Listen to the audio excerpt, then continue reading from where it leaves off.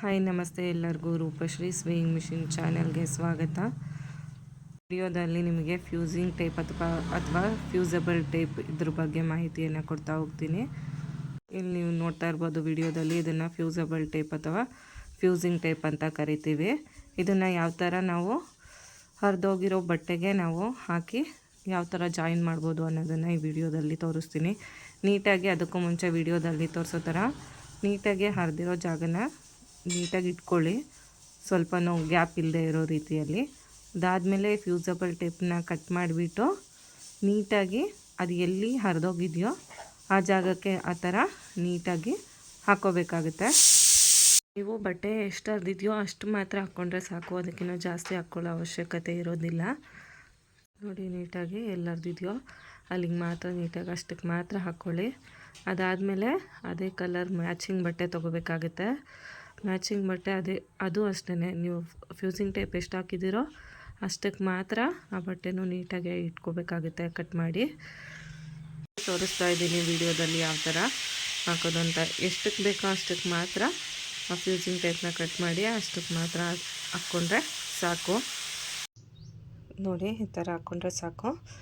ಇನ್ನೂ ಯಾರ್ಯಾರು ಚಾನಲ್ನ ಸಬ್ಸ್ಕ್ರೈಬ್ ಮಾಡ್ಕೊಂಡಿಲ್ಲ ಸಬ್ಸ್ಕ್ರೈಬ್ ಮಾಡ್ಕೊಳ್ಳಿ, ಹಾಗೆ ಚಾನಲ್ನ ಲೈಕ್ ಮಾಡಿ. ಇದಾದಮೇಲೆ ನೋಡಿ ಆ ಜಾಗಕ್ಕೆ ನೀಟಾಗಿ ಹಿಂದ್ಗಡೆಯಿಂದನೇ ಐರನ್ ಮಾಡಬೇಕಾಗುತ್ತೆ. ನೀಟಾಗಿ ಹೀಟ್ ಹಾಕ್ಕೊಂಡ್ಬಿಟ್ಟು ಐರನ್ ಮಾಡಿ, ಹಾಗಂತ ತುಂಬ ಜಾಸ್ತಿ ಹೀಟ್ ಹಾಕೋ ಅವಶ್ಯಕತೆ ಇರೋದಿಲ್ಲ.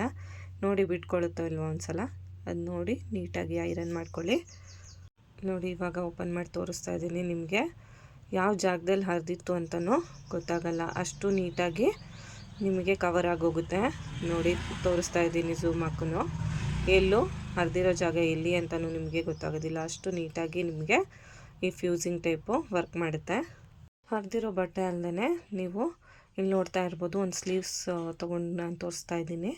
ಆ ಸ್ಲೀವ್ಸನ್ನು ಸಹ ನೀವು ಮಡಚಿ ಹೊಲಿತೀರಾ ಅಲ್ವಾ, ಆ ಹೊಲಿಯೋದನ್ನು ಸಹ ತಪ್ಪಿಸ್ಬೋದು. ನೀಟಾಗಿ ನಿಮಗೆ ಹೊಲಿಗೆ ಕಾಣಬಾರ್ದು ಅಂದರೆ ಅದಕ್ಕೂ ಸಹ ಈಗ ಈ ವಿಡಿಯೋದಲ್ಲಿ ತೋರಿಸಿರೋ ಥರ ನೀಟಾಗಿ ಎಷ್ಟಕ್ಕೆ ಬೇಕೋ ಅಷ್ಟಕ್ಕೆ ಆ ಫ್ಯೂಸಿಂಗ್ ಟೇಪನ್ನು ಇಟ್ಕೊಂಡ್ಬಿಟ್ಟು ಅದನ್ನು ಮಡಚಿ ನೀಟಾಗಿ ಐರನ್ ಮಾಡಿದರೆ ನೀಟಾಗಿ ಕೂರುತ್ತೆ ನಿಮಗೆ.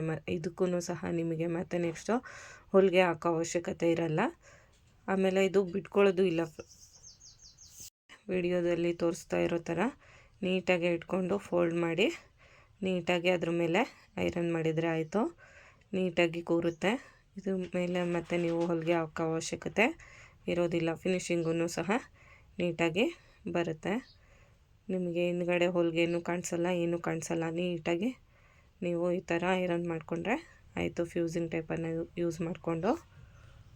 ಇದಲ್ಲದೆ ನೀವು ಈ ಫ್ಯೂಸಿಂಗ್ ಟೇಪನ್ನು ನೀವು ಡ್ರೆಸ್ಸಿಗೆ ನೆಕ್ ಮಾಡ್ತೀರಲ್ವ, ಎಮ್ಮಿಂಗ್ ಮಾಡೋ ಜಾಗದಲ್ಲೂ ಸಹ ಎಮ್ಮಿಂಗು ಮಾಡೋ ಅವಶ್ಯಕತೆ ಇರೋದಿಲ್ಲ. ಈ ಫ್ಯೂಸಿಂಗ್ ಟೇಪನ್ನು ಹಾಕಿ ನೀಟಾಗಿ ಐರನ್ ಮಾಡಿದರೆ ಅದೂ ಸಹ ಫಿನಿಶಿಂಗ್ ತುಂಬಾ ಚೆನ್ನಾಗಿ ಕೂರುತ್ತೆ. ಒಂದು ಸಲ ಟ್ರೈ ಮಾಡಿ ನೋಡಿ. ಹಾಗೆಯೇ ಇದನ್ನು ಬರೀ ಹರಿದಿರೋ ಬಟ್ಟೆಗೆ ಮಾತ್ರ ಯೂಸ್ ಮಾಡಬೇಕು ಅಂತ ಏನಿಲ್ಲ. ನಿಮ್ಮ ಕ್ರಿಯೇಟಿವಿಟಿ, ನೀವು ಎಲ್ಲೆಲ್ಲಿ ಯಾವ ಜಾಗದಲ್ಲಿ ನಾವು ಈ ಫ್ಯೂಸಿಂಗ್ ಟೇಪನ್ನು ಬಳಸ್ಕೋಬೋದು ಅನ್ನೋದನ್ನು ನಿಮಗೆ ಗೊತ್ತಿರುತ್ತೆ. ಟೈಲರ್ಸ್ಗಳಿಗೆ ಆ ಥರ ನೀವು ನೀಟಾಗಿ ಎಲ್ಲ ಕಡೆಗಳಲ್ಲೂ ಸಹ ಇದನ್ನು ಫ್ಯೂಸಿಂಗ್ ಟೇಪನ್ನು ನೀವು ಯೂಸ್ ಮಾಡ್ಕೋಬೋದು.